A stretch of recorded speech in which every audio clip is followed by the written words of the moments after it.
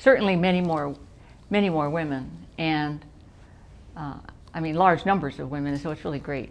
And they don't really realize the problems we had. Like, I remember when applying to graduate school, I was reading the catalog of Princeton, and it sounded like they had a really good program and really good, and then I got to the end and it said only men could apply. I mean, so it was that kind of thing. It was just, and I ended up going to Radcliffe.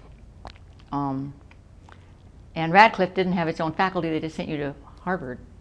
And they had a quota, so Radcliffe was allowed to send, I think, maybe 3 women a year to the biology department at Harvard. So I got my master's from Radcliffe, and then at the time, they actually changed to give women degrees from Harvard. That was in the graduate schools. That was done by Mary Bunting, who was the president of Radcliffe at that time, and she said, essentially, like, well, everyone in Cambridge, Massachusetts understands that Radcliffe is Harvard. But, you know, there's a greater world out there, and they may not know this. I mean, these young women are going to be applying for jobs at, like, the University of Illinois and places like that where they may not know that Radcliffe is Harvard. And look right here, you get paid more if you have a degree from Harvard than if you have a degree from Radcliffe. And these young women are doing the work, so I think the degrees ought to say Harvard. So I came out with one of the first women that had a degree in biology that said, PhD that said Harvard.